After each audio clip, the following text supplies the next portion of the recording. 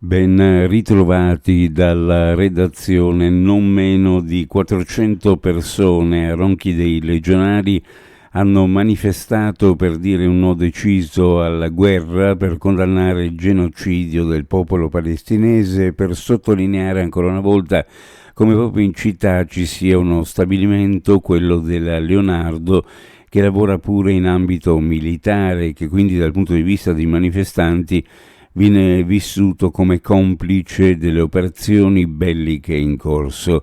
Al di là del previsto traffico in tilt attorno a Ronchi, il corteo si è sviluppato in modo lineare.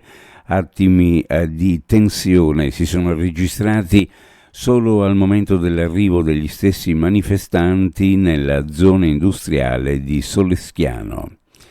Un turista è stato colpito da un grave malore mentre si trovava in cima al campanile della cattedrale di San Giusto a Trieste.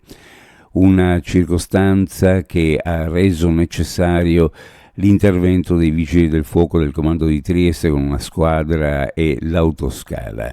Giunti sul posto, i vigili del fuoco hanno raggiunto la sommità della torre campanaria, dove hanno trovato il personale sanitario che stava soccorrendo l'uomo. Il medico presente sul posto ha informato i pompieri che a causa delle precarie condizioni il paziente non poteva essere trasportato all'esterno del campanile utilizzando le scale della struttura e così si è optato per raggiungere la sommità della torre campanaria con il cestello dell'autoscala per poi far uscire da una delle finestre la barella dove era stato assicurato il turista.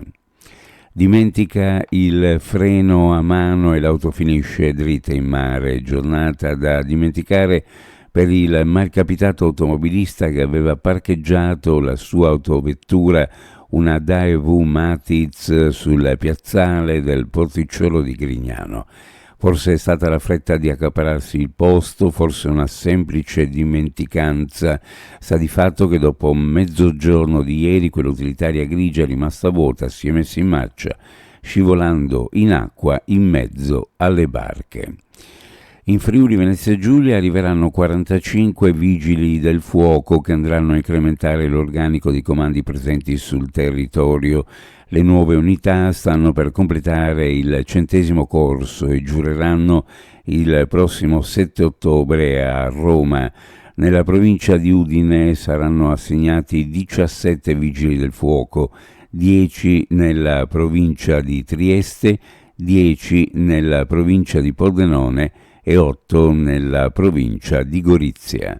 Lo ha affermato in una nota Walter Rizzetto, presidente della Commissione Lavoro della Camera dei Deputati e coordinatore regionale dei Fratelli d'Italia in Friuli Venezia Giulia.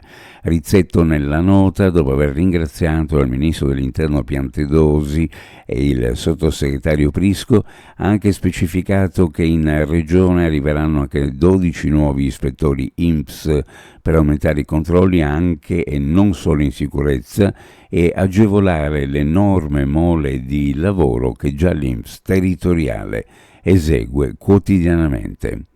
Uno sguardo alle previsioni meteorologiche dalle prealpi alla costa, probabili temporali che potrebbero portare piogge localmente intense. Nel corso della mattinata un miglioramento con cielo in prevalenza poco nuvoloso dal pomeriggio, ma non si esclude la possibilità di qualche rovescio sulla fascia orientale. Temperature minime in pianura fra 15 e 17, sulla costa fra 18 e 20, massime ovunque fra 23 e 25 gradi centigradi. Previsioni a cura di ARPA e FVG Meteo.